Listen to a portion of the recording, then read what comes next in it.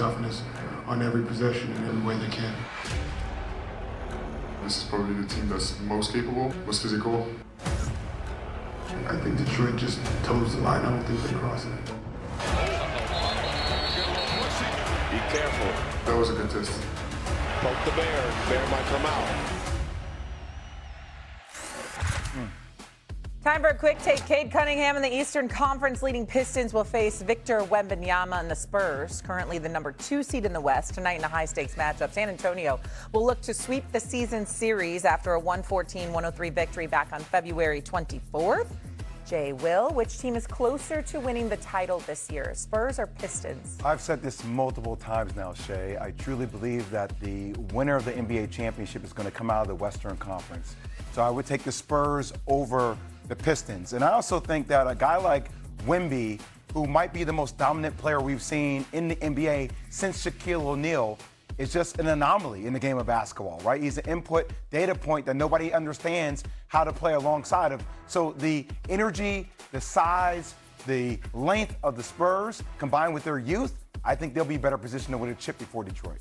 Stephen A. I agree, because of the presence of Wembanyama and what kind of havoc he wreaks defensively. Even though the Detroit Pistons are an elite defensive team, you know, they play every game like it's their last and they really, really go at you. The reality is that this freak that is Wembanyama is a different animal.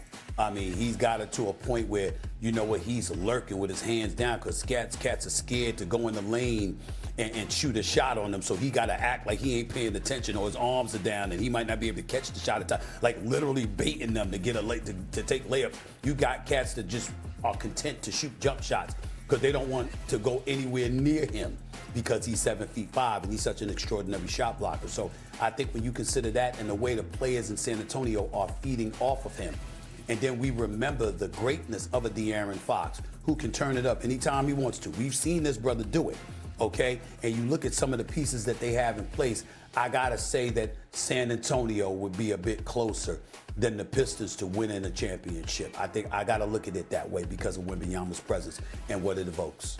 Somehow this goes back to last night's game. Pistons have the Knicks number, Spurs have the Thunder number. You know, we call Antetokounmpo the Greek freak. Maybe Stephen A's onto something. The French freak we'll call Wembanyama. It rolls, no? Different.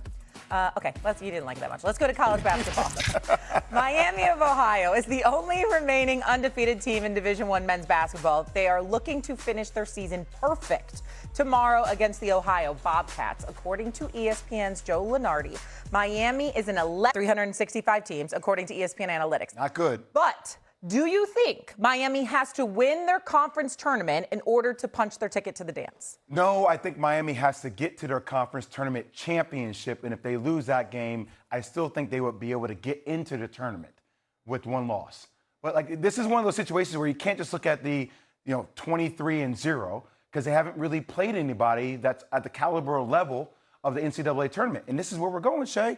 We're going to a place where if you're a team that's 9th, 10th, or 11th in a Power 4 conference, if we want the best teams in the NCAA tournament, those teams are more deserving because they're playing up to a different level of competition than what Miami of Ohio has played throughout the course of the regular season. Shame on you. I'm just trying to tell you. These people have been perfect for 30 games. Yep. Their last month and a half, they've known they have everyone's best shot. They still, with the pressure, it doesn't matter who they play. They've been perfect. It doesn't matter who you play? Towards the last month and a half, come on, mid-majors are not the same. Come on, they're not all created equal. It is tough to play a mid-major. Not everyone schedules them. Not everyone will schedule a good mid-major team. They've known they'd had to remain perfect the last month or so, and they've been able to do that. So if they're perfect, they just get in?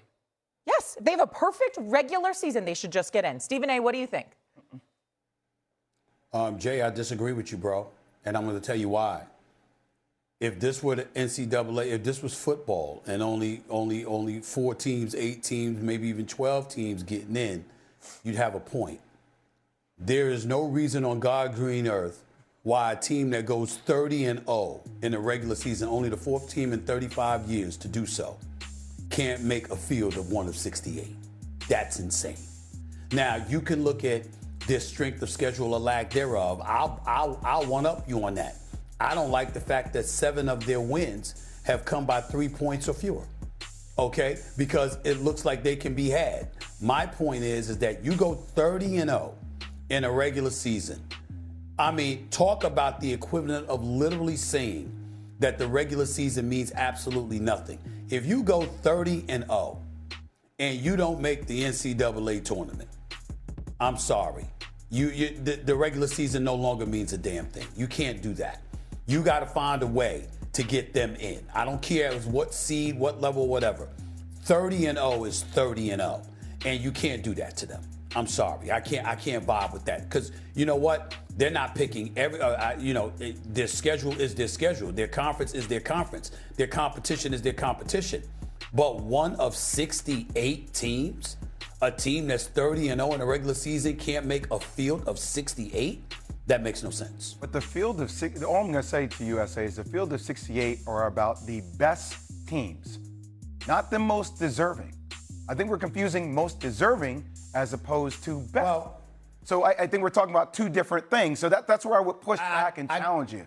I would say there's room for both. I would say there's room for both in a field of 68.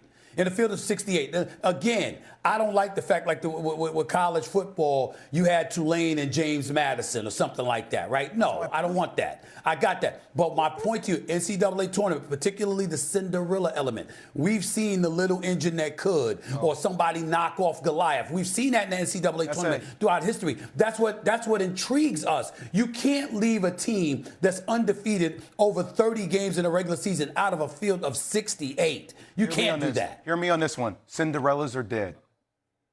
What? Cinderellas are Come dead. on, Jay. This is what the tournament is about. These kinds of. What do you want? A bubble team? Give me a bubble team. What's Auburn? Like 16 and 14? So you know what happens? You'd rather say a bubble team? Like no. I'm not saying, but I'm telling you where it's transitioning to. If you're a player who's averaging 18 on a Cinderella team, you know what I'm going to do if I'm the bottom of the ACC? Oh, I'll give you $600,000. Come on over here. Come on, play with me at Boston College. That's what's happening over and over and over again. So I don't think we're going to see the same amount of Cinderella runs as deep because all these guys are being picked off those teams to some of the lower tier Power 4 conferences. And to your point, I think that's why college basketball is really having a moment right now. That's why the brand of basketball is good because we're seeing good players congeal on one team. However, in order to keep what the tournament is about, Cinderellas have to be around. And ignoring a team that's perfect in the regular season. I'm just helping out my guy, SA. He said he doesn't want to see Tulane because they got smacked. You can't compare college football and college basketball. I'm just saying that's going to happen to them. Now, look, put them in. Put them in. Put them in. They lose by 20. Put them in. If you undefeated, they're going to be at least a 14 or 15 they're going to get smacked. Listen. Okay, put them in. It's absolute blasphemy what you're saying. Because in college basketball, we've seen every single March, we've seen upsets. Every single March, we've seen a Goliath get knocked off. Who'd you see last year? It happens in NCAA basketball. Who'd you see last year? This is why I love challenging. Who you see last year do it? It was all No, I'm not talking to you. I'm talking to him. Who'd you see last year? I don't remember. I don't have it in front of me. It was all chalk last year. That's I don't remember. Hold on. Wait a minute. Jay, I'm lying?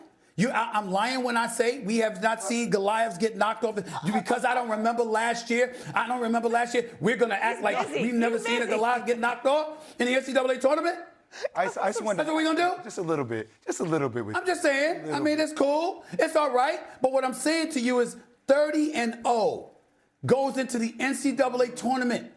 And you can't be one of 68 teams when you're the only undefeated team in the nation? I want to see them in. Man. Trust and believe, I want to see them in. But when you look at the quality of competition compared to the others, it doesn't put them in a great position, even if they are undefeated. Don't kill the messenger.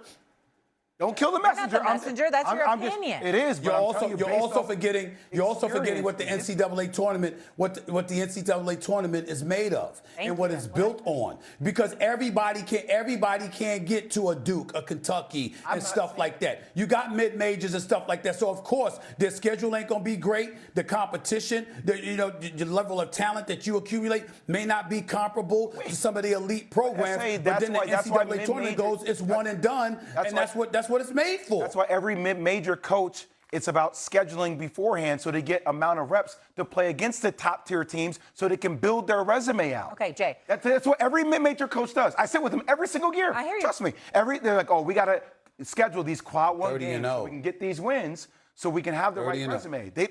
I'll give you that. They could have scheduled a little bit better in non-conference. Fine. But regardless, a month ago, they knew they had to go unblemished in order to make the tournament. And they've done that. Just the question says, does Miami of Ohio have to win the MAC to reach the NCAA tournament? I'm going to tell you yes. You told me they had to reach the conference. And I say no. If they lose, and I say no. How they lose will matter. I'm just trying to tell you. How they lose will matter. But if they end up 32-1,